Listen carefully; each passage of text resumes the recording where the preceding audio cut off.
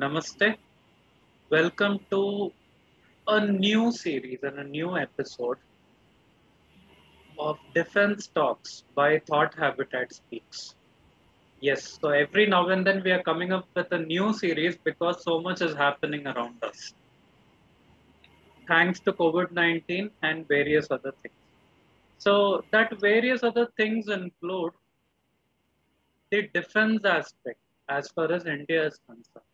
So, we are fighting a lot of battles apart from COVID 19, both internal and external. When we say internal, we saw Delhi riots in 2020, and then we are seeing the so-called farmer protest, which is happening currently. Okay, well, we are not aware if it is still happening. So that's a different story altogether.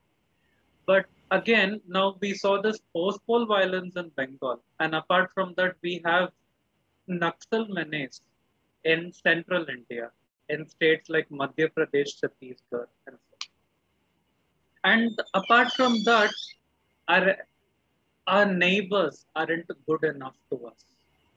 Yes, Pakistan, China, Sri Lanka, Bangladesh, these are some of the countries with whom we are still not able to manage good relations.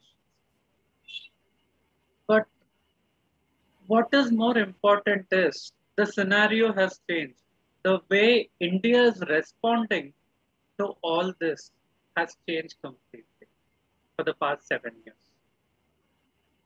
So, what is happening behind the scenes? So, how is the armed forces in India how the armed forces in India have changed their strategy towards terrorism and its neighbors? To discuss all this, we have Major Madan Kumar, who is a veteran army person with a strong understanding of how the Indian army and the armed forces work. So, Major, welcome to the show. It's a privilege to host people like you because you people have been fighting for us and you're continuing to fight for us in the borders. And the least we could do is to promote you in a platform like Thanks, Arvind, and Jain to you and your viewers. Happy to interact with you. It's been my pleasure as well to be on your platform. Maybe it's a long way to go. Let's more and more people be aware of what the armed forces do and why geopolitical scenario is important to each and every one of us. Thank you. this. Yeah. I have a few questions, Major. So, number one, so you've been in the army for quite some time and you've been placed at different locations in Kashmir, Poonch, and even in other bordering areas of the country. So, in your opinion, how is how is India placed in the global scenario currently in terms of armed strength? See, India has been fighting counter-terrorism, or you can say it is a proxy war since early 90s. It started way back in 1990s. So, post 1972 war, Pakistan did recalibrate their strategies towards India, which Pakistan realized that they can never win India on a direct confrontation or on a war. So history has been repeatedly teaching them that, and 71 was the most brutal way they learned by giving away part of their occupied side of Bengal, which is now Bangladesh. Fortunately, we are celebrating our 50 years of our 1971 war victory, Swarnim Vijay Varush, 2021. So post that, they recalibrated their strategy towards India. So they decided to go on a proxy war. It's simply, you don't play a direct role in a proxy war. You hire people, and then the people do those tasks for you.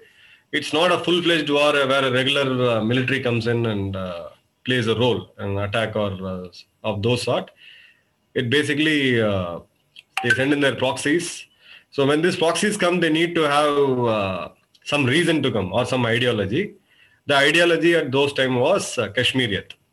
The Kashmiriyat is it's pronounced or Kashmiri. When we speak about Kashmiriyat, it's not about the Hindu, Muslim, or the kind of things we see today.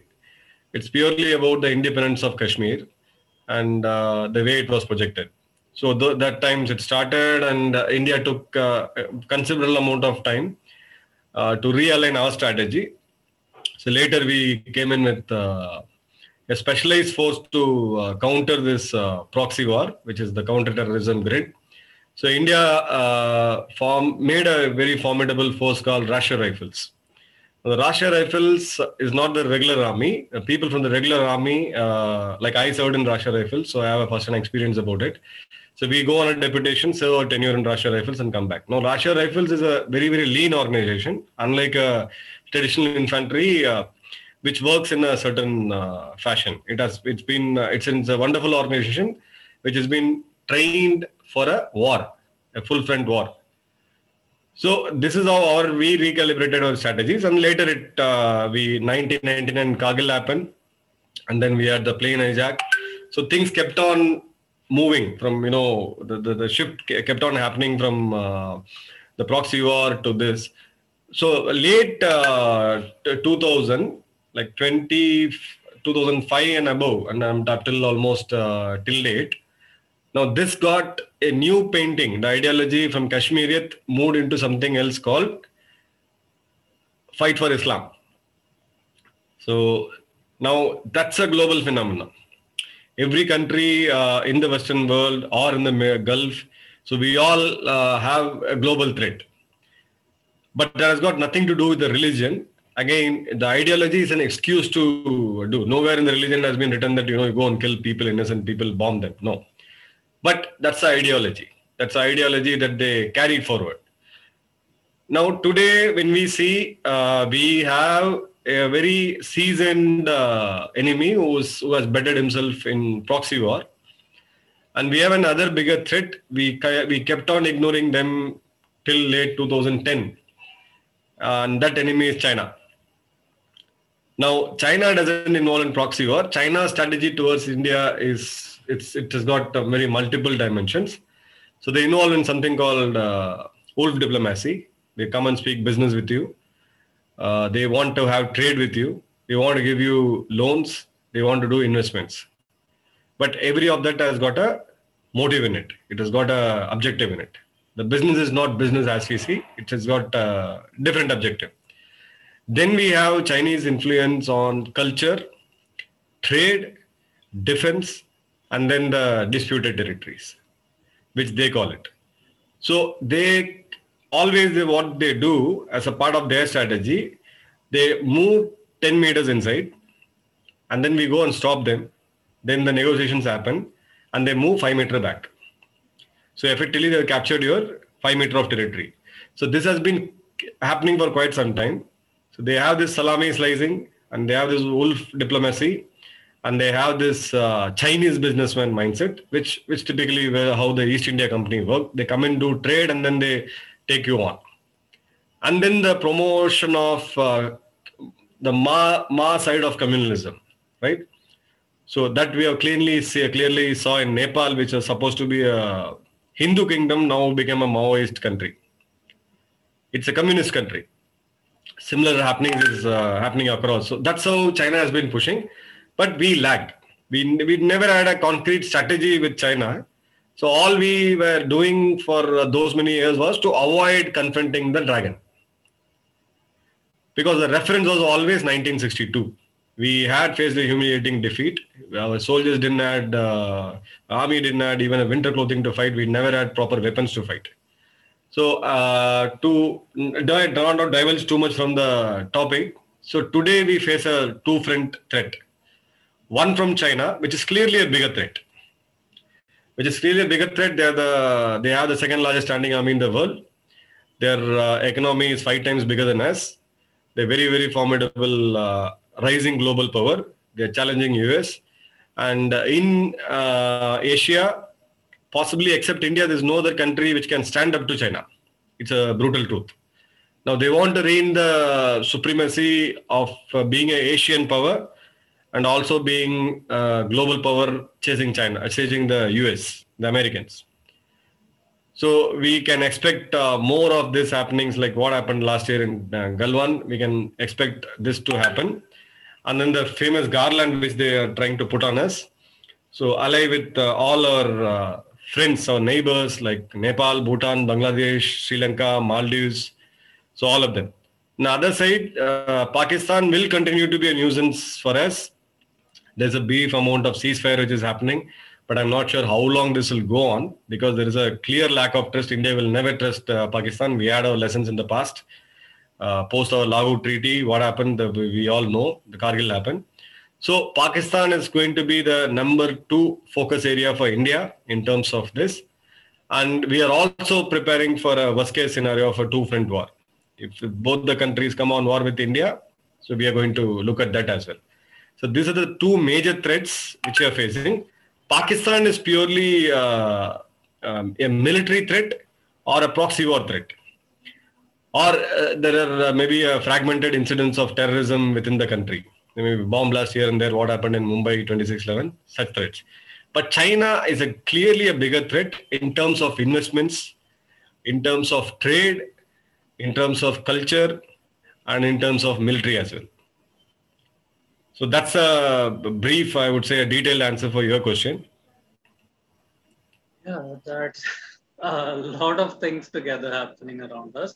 But added to this, Major, we see Sri Lanka is slowly becoming another threat, being an ally, as we could see, it is slowly becoming an ally of China comparatively. Okay, like how China was investing in a lot of African countries and won friends in United Nations to vote in favor of itself. Similarly, they are trying to get hold of Sri Lanka as well. And what is happening? Building a man-made island for its military base and slowly getting into Jaffna Island. So all this together is a threat for us, not only in Doklam and Galwan, but also in down south, right? So when we are to face frontal attacks from all these ends, how prepared is the armed forces to take it? See, let's give a perspective. China doesn't have an ally. China doesn't have an ally. You are either an enemy to China or you are a Chinese colony. China doesn't believe in allies. Allies is the word is like your mutual. NATO is an ally. Any nation of NATO getting attacked, the other countries are going to help them. China doesn't have an ally. China is they believe in they want to go back to their past history of the medieval kingdom, where the central land is the China, the mainland which they call, and the rest of the countries are their tributaries. There may be small kings here and there, and they rule and they pay taxes to the big king, the kingdom. So Sri Lanka clearly has drifted to a level of becoming a Chinese colony. They can never pay back their loans, the expensive loans which they took from China. Even if they grow at, say, for example, 15% growth in their GDP, even then they will not be able to repay the loans. So Sri Lanka is obviously has gone under Chinese this thing. So is it a threat to India? Definitely. Is it a threat today? No, it's not a threat today. It's a concern. Because China's Waterloo, or you can say that China's problem in terms of this, their global security is the ocean. They have a very, very limited ocean front. And in that ocean front, they're very, very aggressive in South China Sea. And South China Sea, none other than the US and their allied forces, they confront China in the South China Sea. Now, all their trade routes, irrespective of what they're doing inland, so that's why the BRI comes in, the Silk Route comes in. They want to reduce their dependency on ocean route. So their presence in Indian Ocean region is not formidable. India has a formidable presence in IOR till date.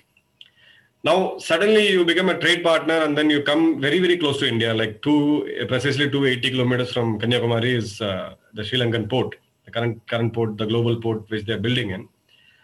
So this is a shift. Now, the question remains, will that be used as a military base? Now, here we have to look at two things. It's a mind game. This entire geopolitics works on moves, and there's a move and there's a counter move. So will Sri Lanka become a berthing port for a Chinese ship to attack India? Or will they become a logistics base to attack India? The answer is no. Why? Because Sri Lanka clearly knows if they cross the line, there's a clear line drawn between. So you, I am your brother. The Sri Lankans always say the Sri Lankan Prime Minister, when he landed up in 2019, so he said, India is my brother, China is my good friend. So you can have a fight with your brother, that's fine. India has own set of issues to fight, a common concern with Sri Lanka, which is basically the Tamil issue. So it's a very, very emotional one for us. And the moral right of being a bigger country, the safety and security of Tamil is the primary responsibility of India.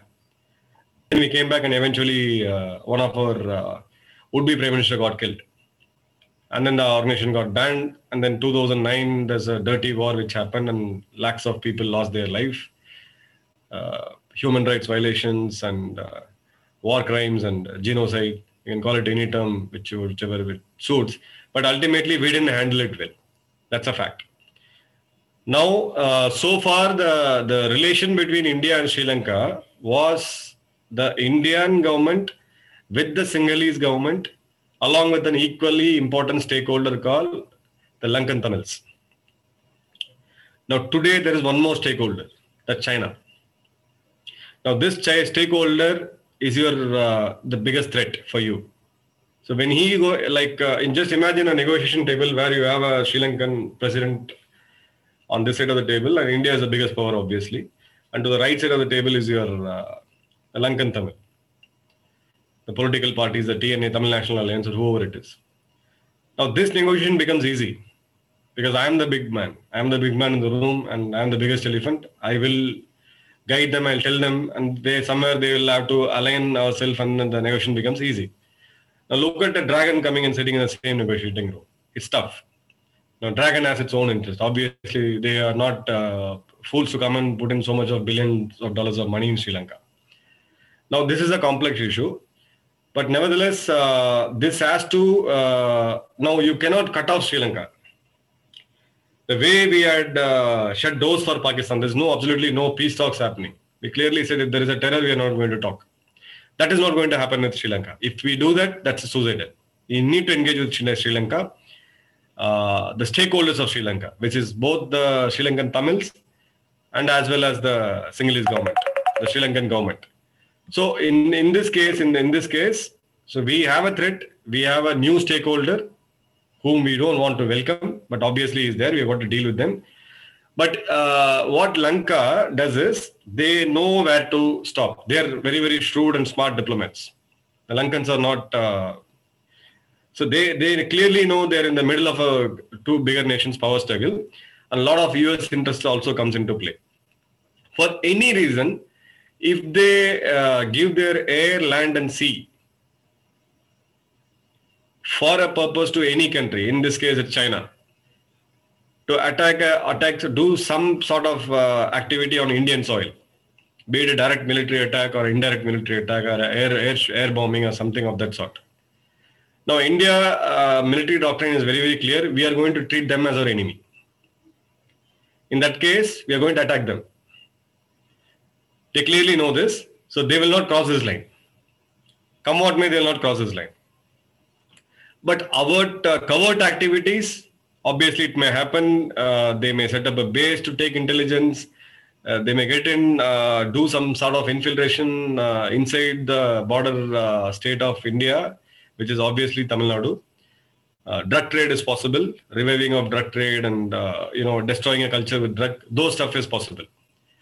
But avert operation, giving a military base to attack India, that's suicidal for Sri Lanka, because they clearly know both the armies are nowhere comparable. The defense forces of Sri Lanka and India is nowhere comparable, and it is not going to happen. Even in Pakistan, it is not going to. Pakistan will, even if there is a two-front war, when the two nations decide to go against India, it may happen.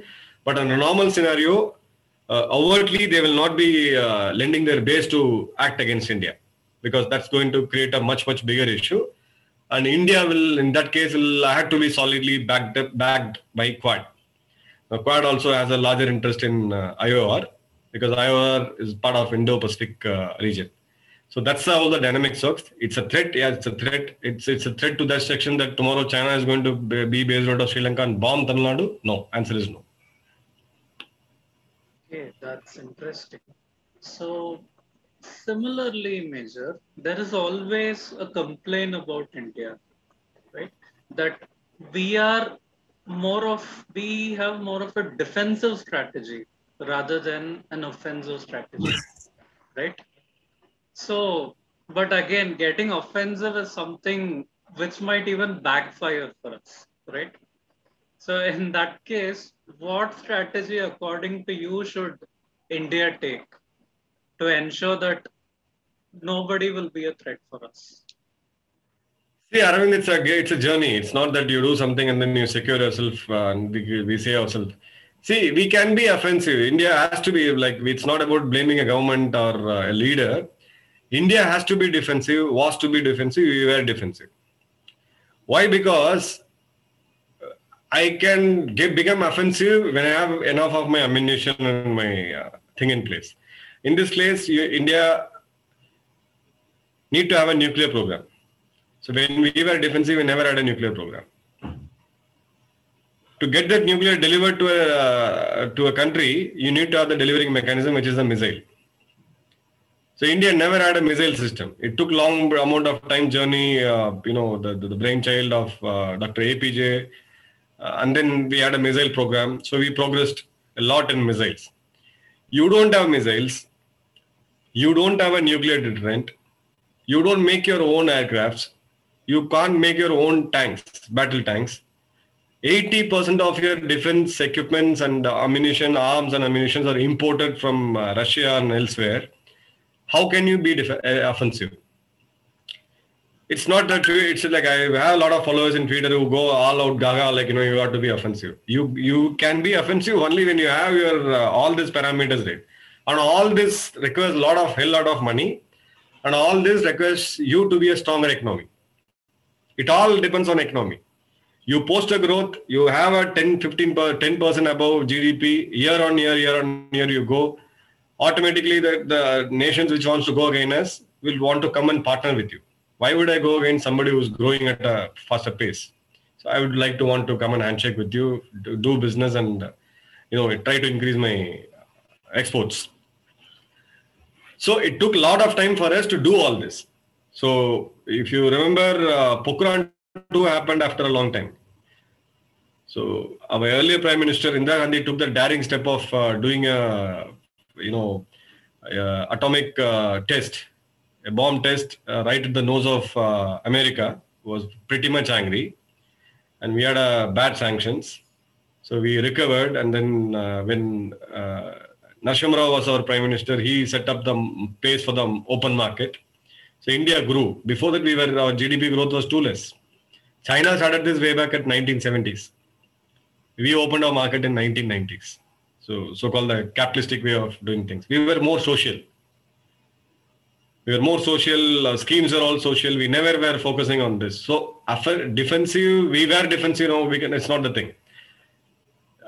To become offensive, you need all this. You need a stronger economy. You need a missile program. You need a own manufacturing of the minimum of your aircrafts and main core military assets, and then only you can become you can become aggressive.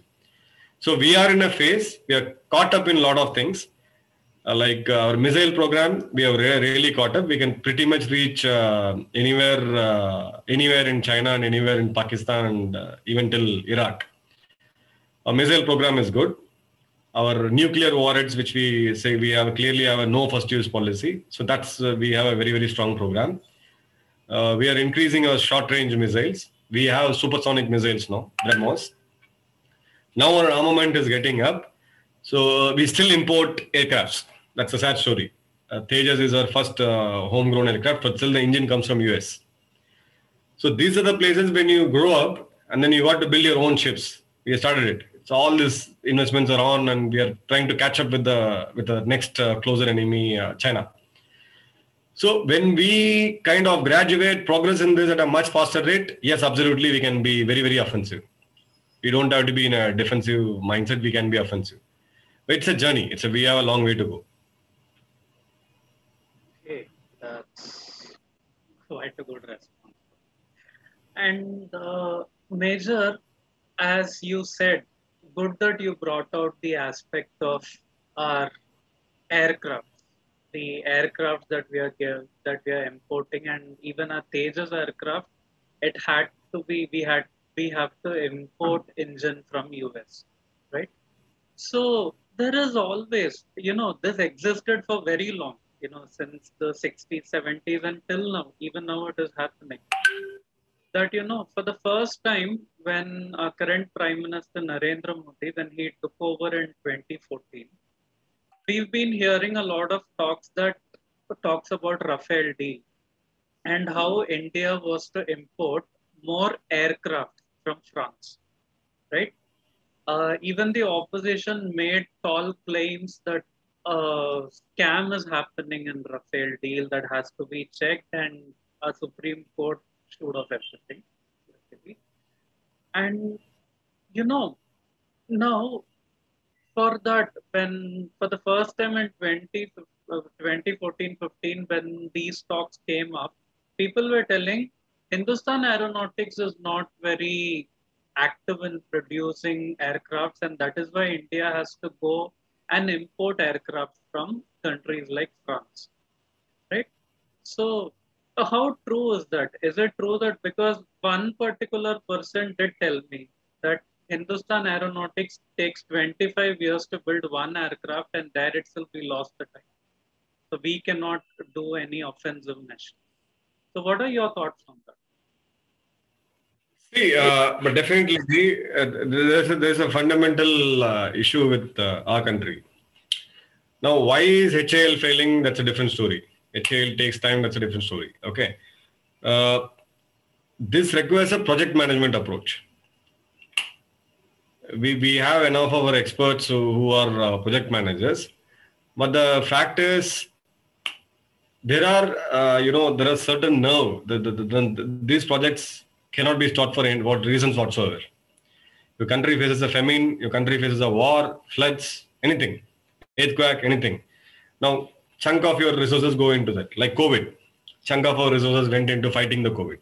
Government is spending on a lot of things, social security, food security, the healthcare. It's been because you have to save people's life.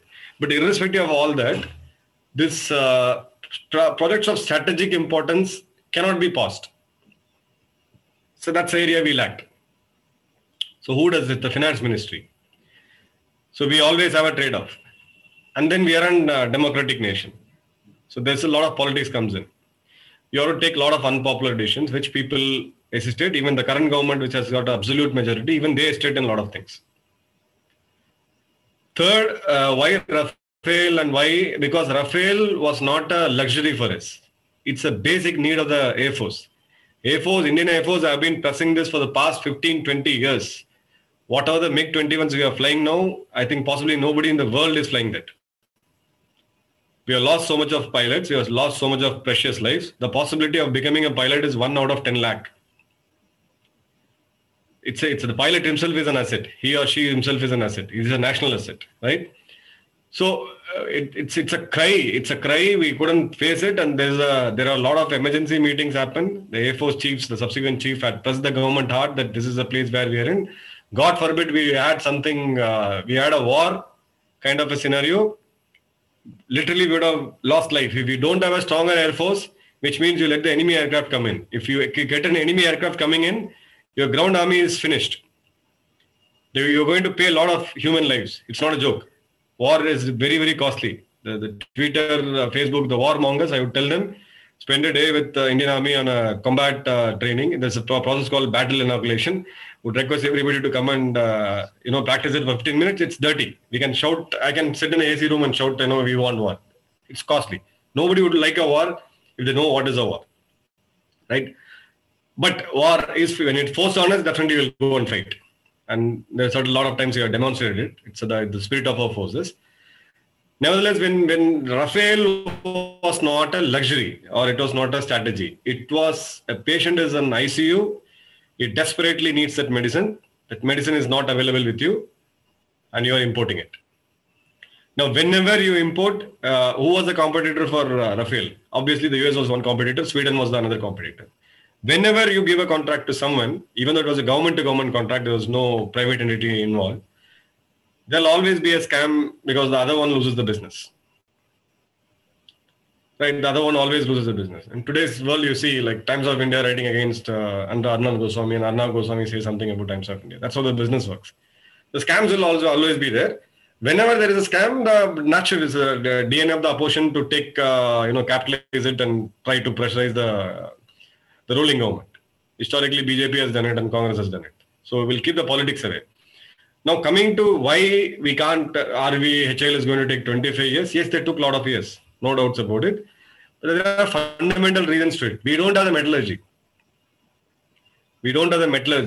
There's an aircraft design part, and there's a metallurgy, and then there is a trial, and then integrating all those electronics and all.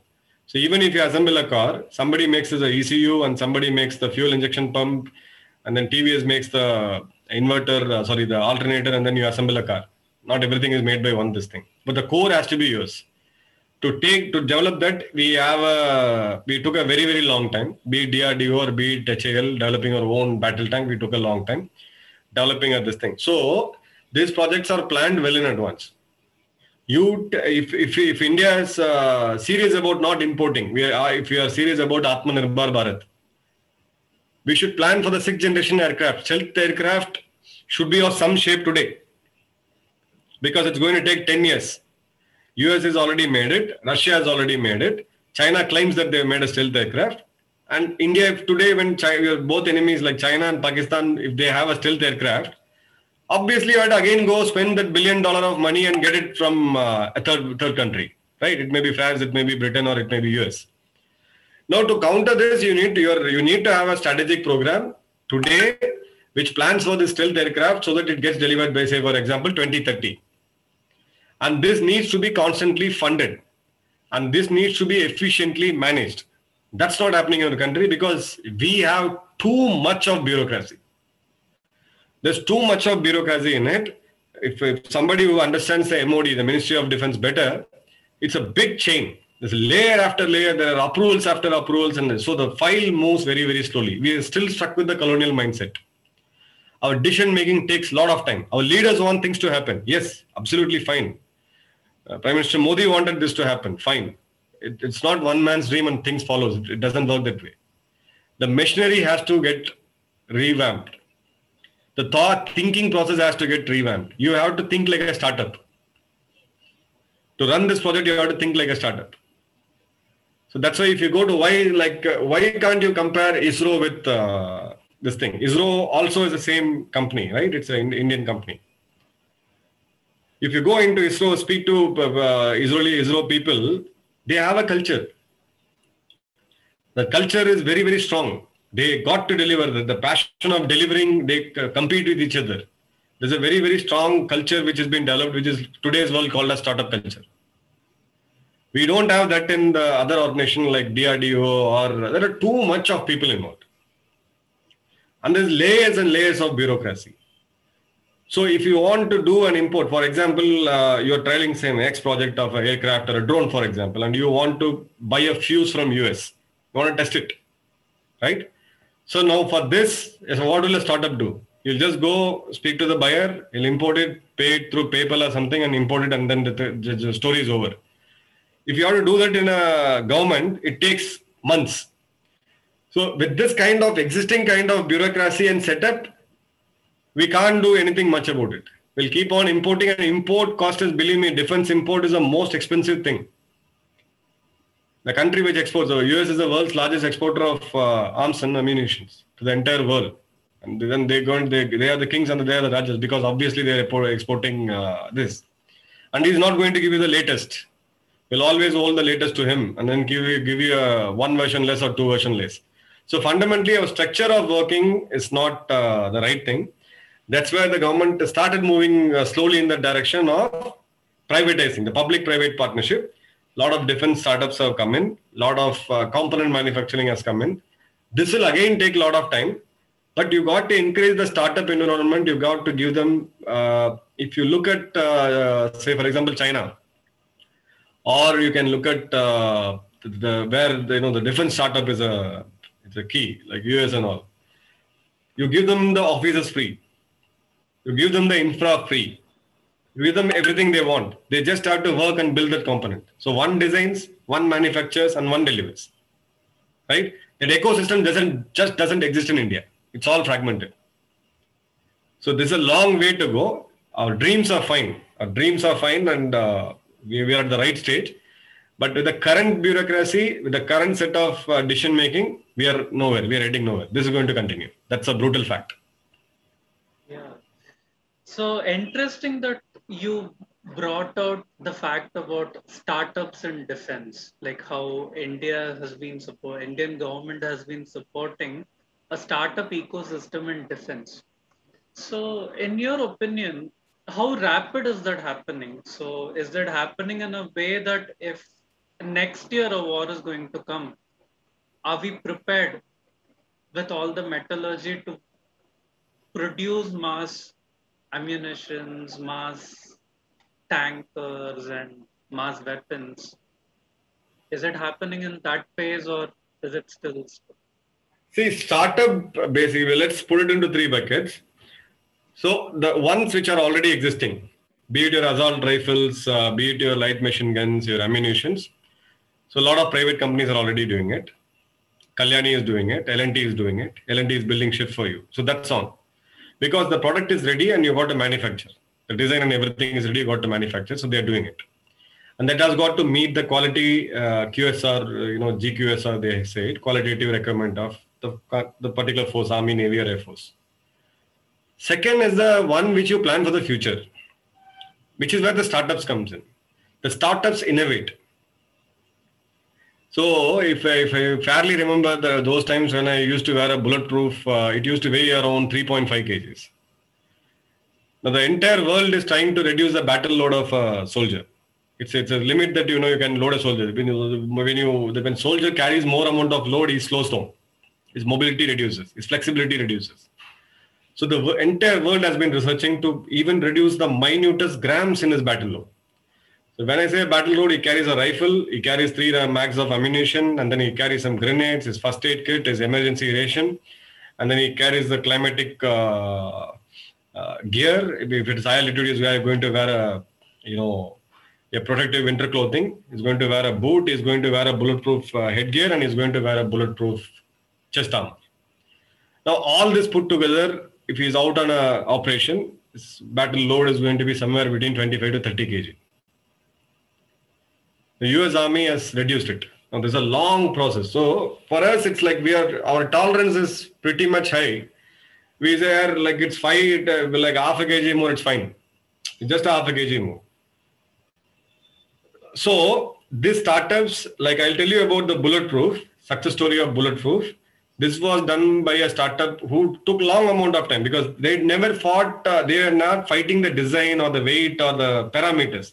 They're actually fighting the bureaucracy, the delay in the process. Finally, a Chennai-based company came up with bulletproof vest, which is much lighter. We made our own bulletproof vest. When was this? In 2018, 17, I think so. So you can understand, we are pretty much behind.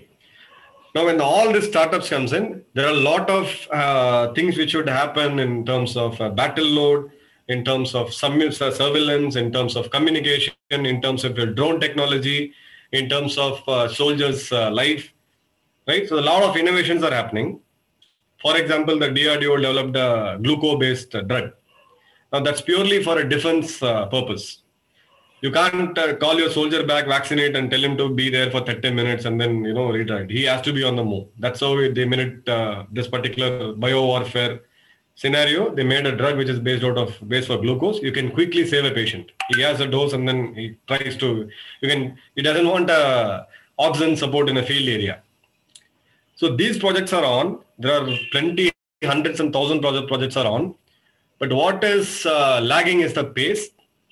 And why the pace is lagging is not because of talent mismanagement or we don't have talent. That's not the case. The top 10 world companies have been headed by Indians, the Indian Americans, right? So that's not the case. The problem, again, I point out, is the bureaucracy. We are not updated. Our bureaucrats don't understand how the thing works. The bureaucrats sit in between the forces, ground forces, the Army, Navy, and Air Force, and the vendors. Now, this bridge has to be gapped. This gap has to be reduced, and the process has to be fast. Till date, we don't have a defense eco park. For example, you develop a purging component, a small purging component for aircraft. That requires extensive amount of testing. And private labs doesn't do it. You have to send it to US, and it costs you thousands of dollars. Now the government cannot do anything. All the government need to do, you put up everything in an area. Give those offices free. Give the infrastructure free. Let them focus on the technical part of it, how to develop it. Give all the testing laboratory and everything free. There's a success story of textile industry in South, CITRA, South Indian Textile Research Association, based out of Coimbatore. Yes. So you can test your garment, you can test your yarn, you can test your color, you can test your button pull strength, you can pretty much do everything. They don't have to move anywhere out. Everything is there. The infrastructure was created by government. That's how you created an industry which is like today worth around 15,000 crore, and almost a $2 billion industry. The same thing is not happening for a defense startup. So we keep hearing that that's going to come up in Trichy, and that's going to come up in a couple of things have come up in UP. But we need to quickly acquire that land. I'm saying give it absolutely free. Don't charge them. Let it be like a plug and play office. People come, they want to put in, let them be a representative of Army, Navy, and Air Force. They firstly understand what the forces want, what the customer wants, understand what is the difficulty, understand what is the need for today and future, and let them start working. Unless that comes in, we will have those success stories of Flipkart and Bansals in the defense startup here and there, but that's not enough. Okay, that's kind of a lot of guidance there. And one last question, Major. So, as you said, bureaucracy is definitely the problem. But again, as you also mentioned, in terms of aircraft, our Air Force is not that strong currently. We are still using MiG-21, right?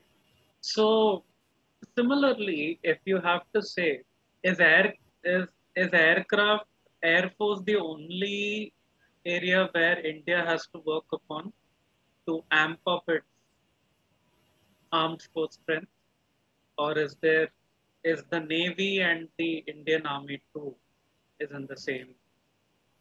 See, I'll give you the perspective changes. Depends on what you want to become. Do you want to become the world's largest military force? The answer is no. We don't want that to be. And even if you want today, it's not possible. Now, our idea or our strategy is to manage a two-front war. And tomorrow, if Pakistan and China both come together and attack us and get us into a war, are we in a capability to fight them both? And a one-front war with China or a one-front war with Pakistan. Now, these days, the war is not going to be dragging for months. Kargil, we saw it go on for almost 6 months. That's not going to happen. It's going to be a high-pitched, intense 15-day battle. It's going to be a high-intensity warfare. And none of the powers are going to use a nuclear weapon. The nukes are obsolete. It's just a deterrent. Nobody is going to use it. But today's warfare is quite different. So if you say Air Force is weak, the Air Force is not weak. Today we can counter China. And we can easily counter Pakistan. With the existing, even the old mix and the Bison version, we can still do it. Our Air Force is very, very combat ready. See, one is a machine and the other is a man. We both have to see it together. So again, I see a lot of people in Twitter, commenting on this, that we should have bought Gripen, or we should have bought F-18s and this thing. So for all those experts, what I say is, let them decide what they want for them. I'm not the right person, or none of us are the right people to comment what should army buy, right? Or what should the Air Force buy. They know it. But the thing is, today, am I able to deal with Pakistan? The answer is yes. Will I able to deter China? Now there are two things. Can I go and attack Pakistan? I can. Can I go and attack China? The answer is a slow yes. But can we reach the depth? The answer is no. To reach the depth, you need something like Rafale. That's why Rafale becomes a very, very important asset to us. If you need to reach that depth, you need such aircrafts. Our missile arsenal, yes, we have a very good missile arsenal. We are too good at it. Air Force, it's not about an aircraft going in. You need a AVAC, you need a supporting missile system, you need a deliverable, all these things. It's a total ecosystem which communication, everything goes in. Where we lag actually is information warfare, cyber warfare, bio warfare, and drone warfare. The best example we saw a week before. A weakest enemy got us on our toes and made the Prime Minister call their, the Chief Cabinet Committee of Security the next day just by sending 2 drones. The cost of the drones is not more than 2 lakhs. At the max 3. The explosive added in that will not cost you more than 2 lakhs.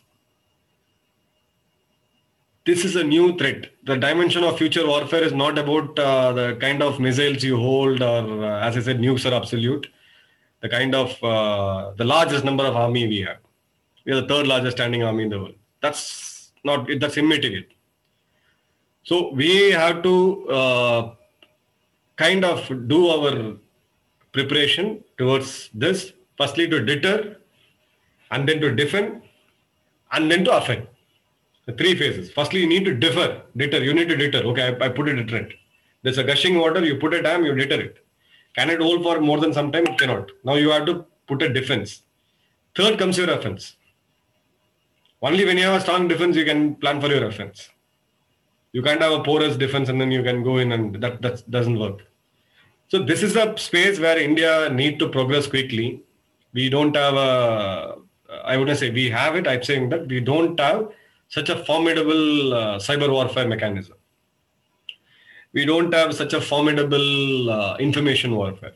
Cyber warfare is a different scenario. So we are a democratic country. We have social media platforms. A lot of information comes into play. Today is a world of information. We are moving into a 5G generation quickly. So all this pours in a lot of information. I can calibrate and give you the information that you want. Best example is Twitter. We are not able to handle them. We are making laws after, the baby became a giant. The regulations has to be placed when you allow an MNC to come and do business here, whether virtual or physical, right? So these are the places where we have to. This is the place where you need to actually come out of defensive mindset. Not on sending aircrafts, and the military action is the last resort. The military action is the last resort in any form of war. China will completely take us on a non-contact warfare. Contact warfare, Galwan was the best example. They had a bloody mouth. They had a bloody nose. Indian Army proved their mettle. They will never dare it. But non-contact warfare is the space where we need to catch up quickly. So that's my closing comment. It was really quite an insightful session, Major. So thanks a lot for giving time for this.